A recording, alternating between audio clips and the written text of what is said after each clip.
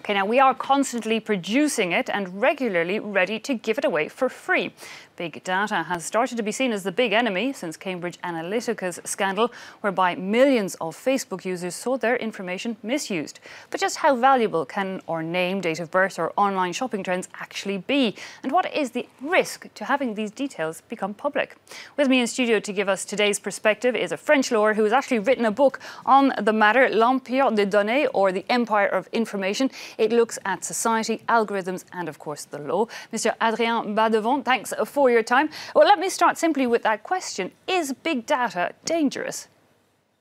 I don't think we should consider it as dangerous because it's a techno-skeptic approach and we have to be really constructive about it. So I would say it's definitely a subject that is a key democratic issue today. This is why we should address it and debate it publicly. Because when you look at it, I mean, data, it involves everything. It involves our names, our date of birth, our addresses. But how useful is all that, given that a lot of us actually lie a bit online as well? Yeah, you can have diverse activities that are related to data. You can do some profiling about it. And the case of Facebook against Cambridge Analytica shows that you can do political profiling of data so that you can maybe influence swing voters to vote for your candidate, whereas he was or she was thinking about voting for another one.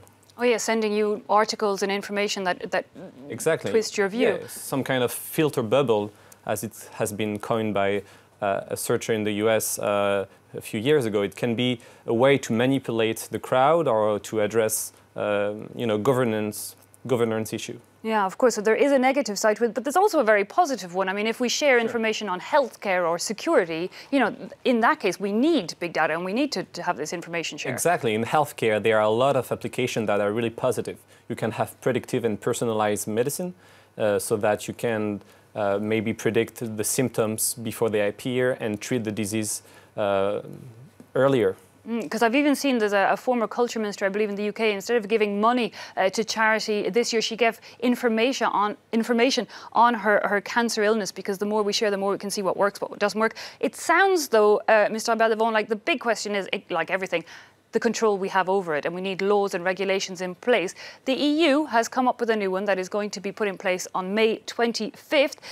Does it actually, though, protect average citizens like myself online? Exactly. This is a really huge regulation. It's called the GDPR, for General Data Protection Regulation. It's a regulation that is applying everywhere within the EU, and even with the Brexit, UK is going to apply it. And there are also big national companies that are eager to apply it worldwide, such as Microsoft.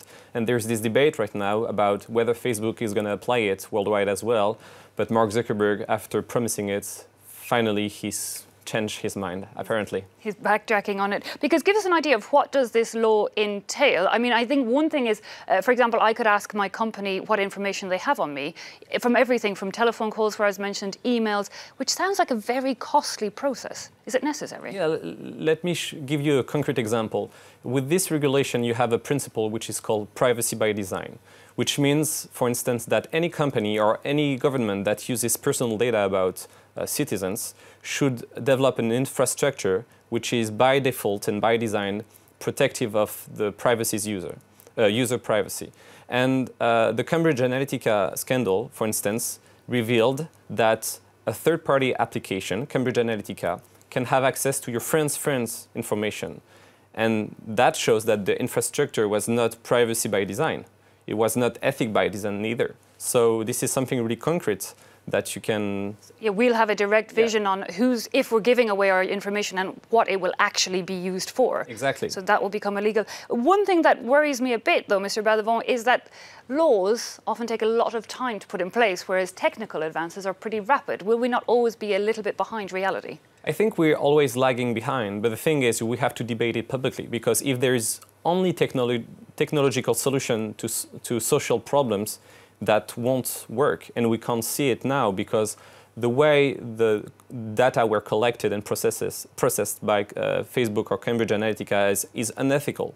And if there is no law, imagine that the US for years have been tried to undermine the GDPR, the European regulation, and now they are maybe considering about creating a law. So I think it can't be all about law, it can't be all about technology, but we have to have a constructive mix. And I guess a personal responsibility. Everybody has to be more aware. And a personal responsibility. There has been a free ride for too long, and I think that those big companies also have to take their own responsibility as well. And us as users, we have to be aware.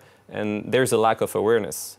And this is a lot to do with education as well. I think this is the future challenge. Indeed, it seems innocuous to us, but our information can be important and have a huge impact on our lives. Mr. Adrien Badevant, thanks so much for coming into us in studio here at France 24. Adrien Badevant, a lawyer here in France who has written a book about l'Empire des données, that's the empire of information, if you like, looking at how our online data can be used and what laws need to be put in place.